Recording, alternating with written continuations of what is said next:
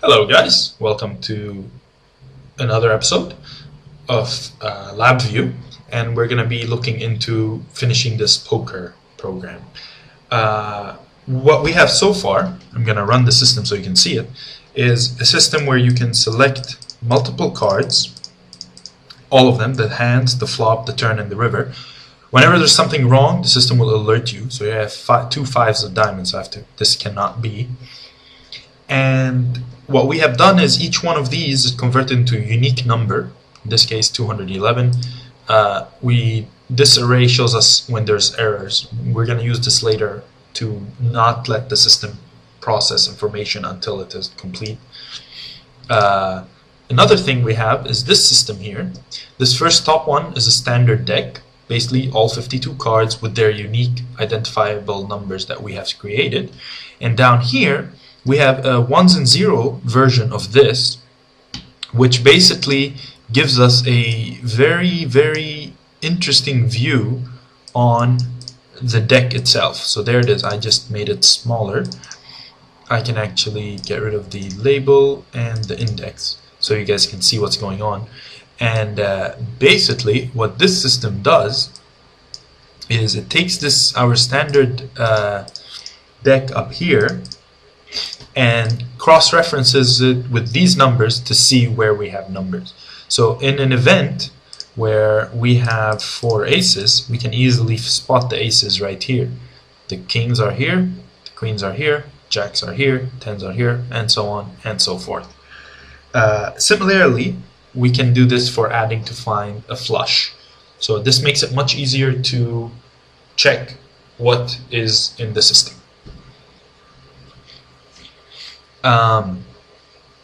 Now, looking at this, what I ended up doing to get this was taking this system and implementing it this way, basically checking one by one. This is a very ineffective way of doing this, of getting to this result. So what I would like to do today is try to get to the same result, just in a much more efficient manner that does not require much time. And we definitely need to do this, because if we do not, then we're going to run into a problem where the system is going to take way too long to do a single task. Now, we have an array here, the initial array, which has all the numbers. Now, let's say this array needs to be processed without the river, right? Sorry. So, without the river. How do we do that? First, I'm going to take this array and I'm going to just take an array subset of this array of length 6, not 7. So basically, create an indicator.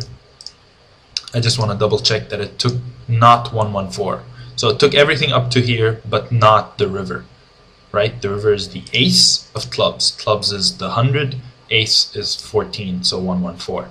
Perfect. So now we've eliminated this. Now, what does this mean? This means now we have here is a more realistic version.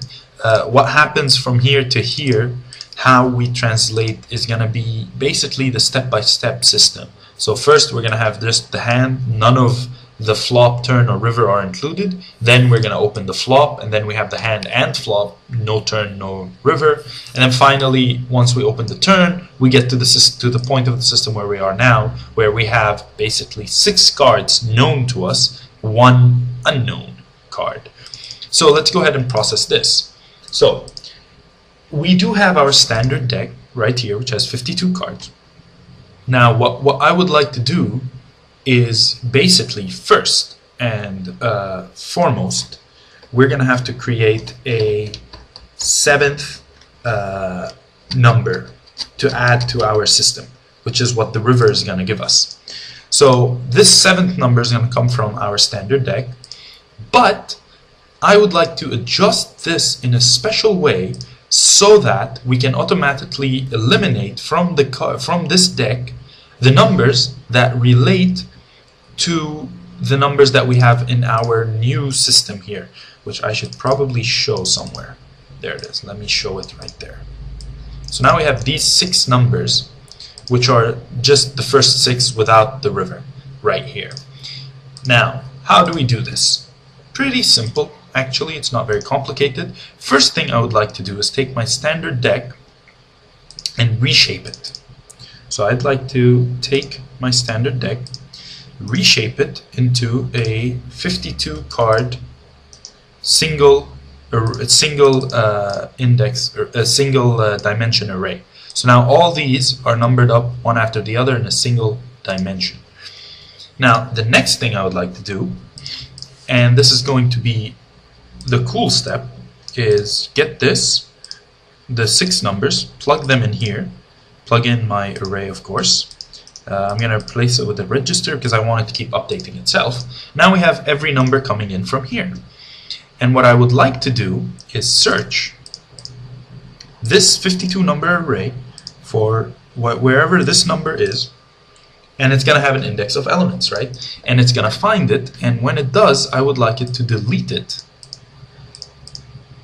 Delete it from this array. And we are deleting the index to the index length. I believe the length default is 1. Yes, length default is 1. And now I should have an index, an array, I mean, which does not include the numbers in question here. So as you can see, 414 has been eliminated, 314 has been eliminated, 214 has been eliminated, 204, 205 has been eliminated, 211 has been eliminated. All the numbers here have been eliminated. So now what I'm left with is this array, and just for diagnostic testing, I would like to show you that now we have a total of 46. 46 plus 6 is 52, so those are these 6 have been excluded from this system. So let me go ahead and compress this, and I will get back to you guys. So here we are, guys. So basically this block here basically will eliminate cards from deck. That's the first thing it does, and it reshapes it to 1 dimension. So there we go. We can say reshape deck to 1 dimension. So now we have a single dimension array of the entire deck possibilities. So this is the total number of possibilities. Now we come to the point where we're going to have to go ahead and do this system. The thing we did to get this. Now the easier way of doing this, and I'm going to do it first with our 6-point array just to show you what I mean, and then we'll add the last point later. So let us go ahead and do that. The way we would do this in a very easy way would be to take, first of all, the same system we had here, throw in a for loop. We would take in the new one, and this one here would be shift registered. Now this new number is basically a combination of 2 numbers, remember? So if I take that number and divide it by 100, and I can do that using an expression node. If I take x divided by 100, so I take this number, I divide it by 100. Now this is blue, which means there's no decimal points, right? So now I know that what I have here is either 1, 2, 3, or 4. And then I'm going to have to take that number, and if I do the following, if I take the original number and subtract this 100 value number, the output right now is the value of that we get from the here. Sorry guys. So here 211. When we take 211 divided by 100, we get only 2. It automatically rounds it to 2.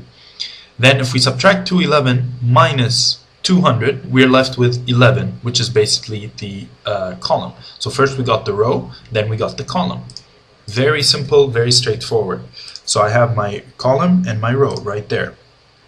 Now the next step would be to simply, and I'm just gonna do some maintenance, take our initial array and then replace array subset.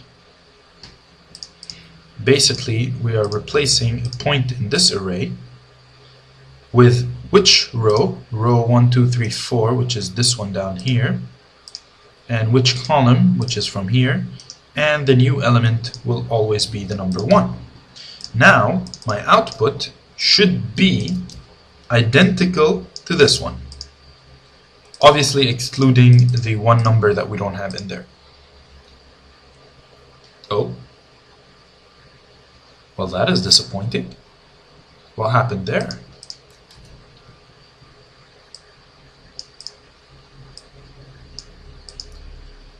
Let's see. If we switch these, is that possible? That should not be the case. But you never know. Everything's possible. Let's check that.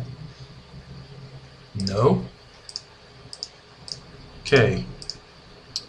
Let me see what is going on here. If we output these numbers, these should give us straightforward numbers. 222, 432. This is our row. Very straightforward, very easy. This is our column. This is our row. There should really not be a problem between those two.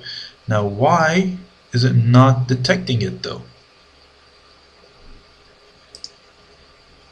Let us run this only once and see what happens. No. This is very weird. I'm sorry guys, I'm not sure what's going on here. I'm going to attempt something which I hope is not gonna solve anything, because if it does, then that would be really, well, it shouldn't work this way, so I'm hoping this is not the issue here. Let's go ahead and try that again. Nope. This just does not want to work. Alright, then let us get rid of the for loop. Yes, remove the for loop. Let us get rid of these here. And this is my row, this is my column, and I'd like to put a standard, whatever I want, number in there. So I'm going to create a numeric control, throw it in here, delete this. This number should represent everything going on. So I'd like the number 202 for starters. Run. No. 204. No. 205. 105. 106. Okay, stop. Is this getting bigger? Ah, is this getting bigger? I know what the problem is, guys. These numbers are not they are all wrong. Remember how we set this up? We set this up in a manner so that we can only so that the bigger number is later on and the earlier numbers are the smaller ones. So I'm going to just take one number here, x over 100. We may need to do a similar reverse system to what we did up here. So 4 minus x. So basically, let's think this through. I'm not sure. I'm actually very confused right now. I'm not sure what is going on. Created this. That's fine. Here, x divided by 100, and then we subtract that to get this number. That gives us the number that we care about. And then let's decrement this to get a value of 0 if we want it.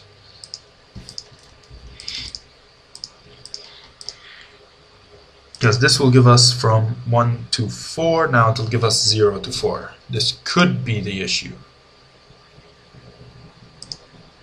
Nope, not the issue. This is working up here, but not down there. Why is that?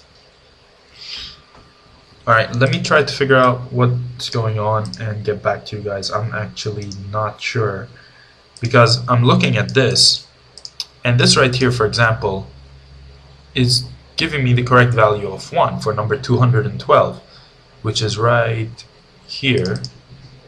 That gives me a value of 0, 1, okay, it should give me 2. 0, oh, wait, 212 is here. So it's 2012, so we shouldn't change that. What about this number, 0123? Let me try number 3 here and see how that fares. So number 3, which is 414, is giving me the number 3, which should be down here. And the number we have is 414, so 3 should be 0. Yeah, so we're going to have to do some reverse mathematics. So x divided by 100, and that gives me those. The next step would be a conversion step. So we're going to have to create an equation between those two to convert the system back into what we want. So so the number 3 should be 0. So we do x minus 3. And let's go ahead and try that.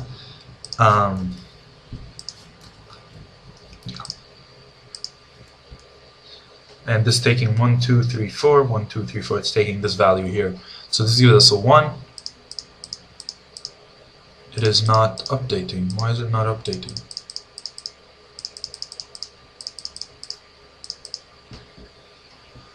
New problem. These problems are just so exciting, are they not? So for some reason this is always giving us minus 3. This is always giving us 1. Which pretty much implies that this number here is not changing. Which I don't believe is true.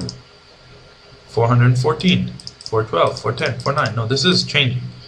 So now we take the number 414 divided by 100. What do we get? Giving us the number 4. 4 minus, okay. Oh, I'm silly. We have to change the sign here. So there we go. So spades. What is clubs? Okay. So we need to do it the other way around. We probably need to do, instead of this, we need to do 3 minus x. Let's try that. So now spades is giving us 0. This should give us, oh, run continuously. Hearts is 0. Diamonds is 1, clubs is that. So we just need to do 4 minus x. Let's run that. So spades is 0, okay. Hearts is 1. I'm satisfied with that. Diamonds, I'm very satisfied with that. Perfect. Now let us see what the deal is on this end. And let us simply do what we did up here. Was it 13 minus x? It was 14 minus x. So let's do that again. Let's just take this and do 14 minus x. Show me. Whoa! 197? What did we do?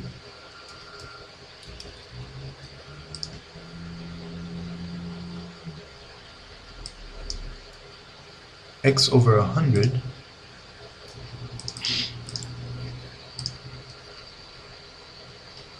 Oh, it's 213. It's taking the full value.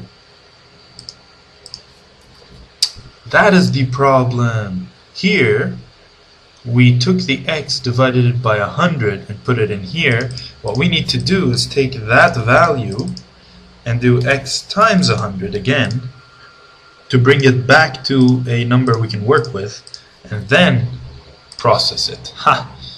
There we go. Perfect. So this is 0, 1, 2, 3, all the way to 12. Beautiful. So now it's showing up here. Perfect. So what I just did here, we were subtracting the number which is only 2, not the entire full number. So that's why this was not working. Now it should be working. Let me just move this back to the outside. This will need to be remade. We do not need this anymore. Let's add our for loop in here. Add this from here back inside. Get rid of this. Convert this to shift register. Connect it and connect it. There we go. Now it should work. Let us run it continuously. And there we go. Everything's the same except this one here. Oh, let's fix this. There we go. So they're all here except this one number, which should be 114. And it is 114 indeed. So there we go. So now we have set up very simply this system. I'm going to go ahead and condense it and get back to you guys. Alright guys, so this, I simply called it create a pre-deck of zeros and ones. And this is what this is. This is the pre-deck. So why is this a pre-deck? Because we're going to basically take this deck and add to it the rest from this number. So this has 1, 2, 3, 4, 5, 6 numbers. The 7th number is going to have to come from these randomly generated numbers, which, by the way, do not include the numbers that we just added here. So there's no possibility for conflict or any kind of overlap between them. Alright, so I guess in the next episode we'll go ahead and process these two together and see what we end up having. I will see you guys in the next episode.